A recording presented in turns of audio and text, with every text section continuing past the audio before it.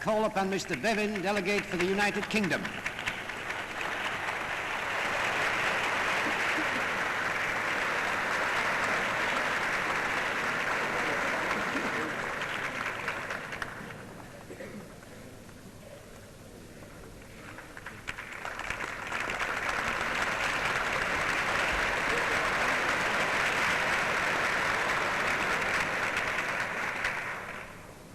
Mr. President, ladies and gentlemen,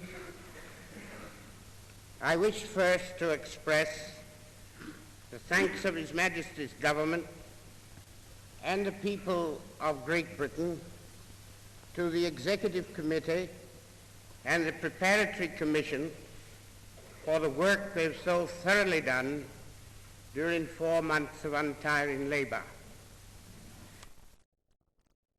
of the different contributing countries.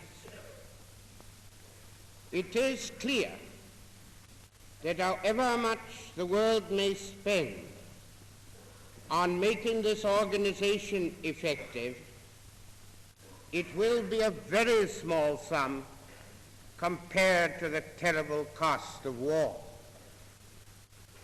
According to an estimate I have heard,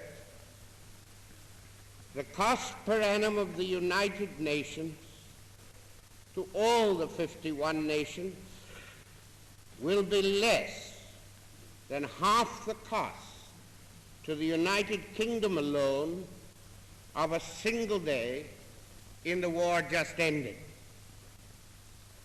If war has become more and more devastating. But, sir, even if we had not discovered the atomic bomb, bacteriological warfare, and all these other terrible devices, still it was our duty to outlaw war and to create and make effective this organization.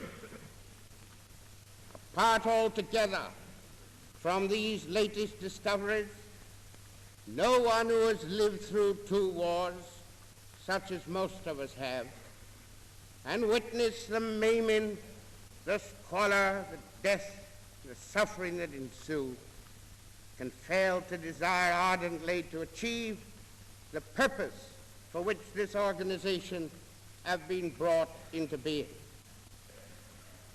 But I, like other speakers, would utter a warning. You cannot change the world in a moment. But what this assembly can do is to prepare the soil in which great and little powers can, as it were, grow together in a common endeavor for their mutual benefit. The scientist is a great human benefactor.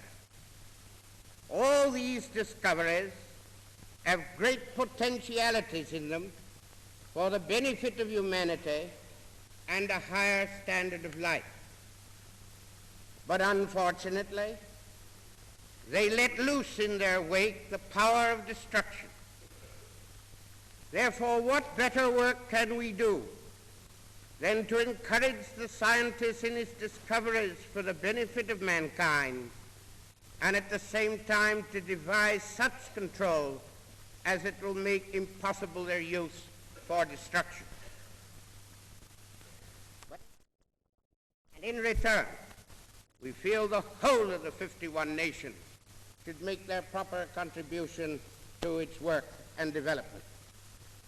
There is, however, one problem which is not confined to countries needing UNRWA's help, but is common to nearly the whole world, namely that of food. A common effort by all peoples is necessary to deal with this pending the return of good harvest. Shortage of food will create for us problems, moral and physical, which it will take years to overcome. I would urge the Assembly to appreciate the seriousness of this situation and to give an example of international effort by making common sacrifices to surmount this transitory difficulty. we have decided to enter forthwith into negotiation for placing Tanganikya, the Cameroons and Togoland under the trusteeship system.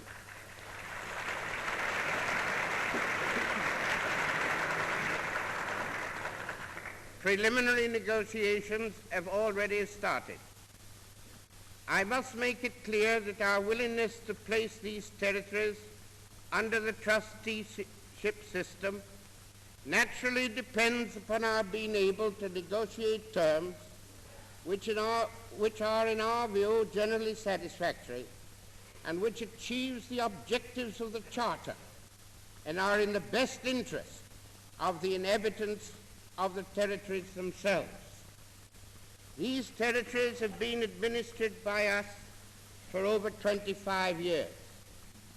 We have fulfilled our obligations under the covenant of the League and to the best of our ability administered and developed them in the interest of their inhabitants. Regarding the future of Transjordan, it is the intention of His Majesty's government in the United Kingdom to take steps in the near future for establishing this territory as a sovereign independent state and for recognizing its status as such.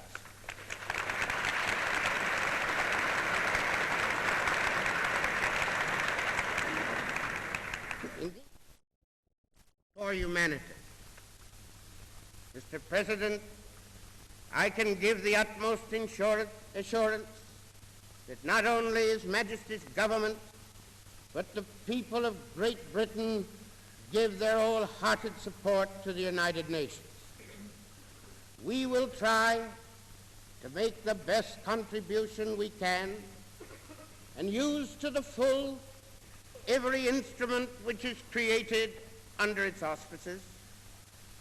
We will strive with all other governments to prevent another aggression and another war.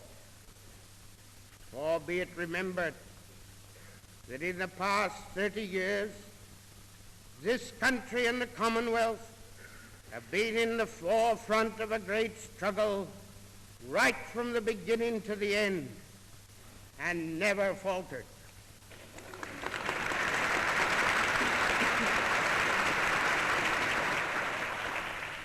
In this, the flower of its manhood have been sacrificed, together with the accumulation of its wealth. Over the past 30 years, the people of the British Commonwealth have actually been engaged in battle one day in every 3. And for what purpose? For gains for themselves? No. For aggrandizement? No. But only to defeat those who would destroy liberty and harness the soul of man to a pernicious system. With the same courage and devotion with which we fought these battles, we now dedicate all our capacity, courage and achievement to building up a world order and peace.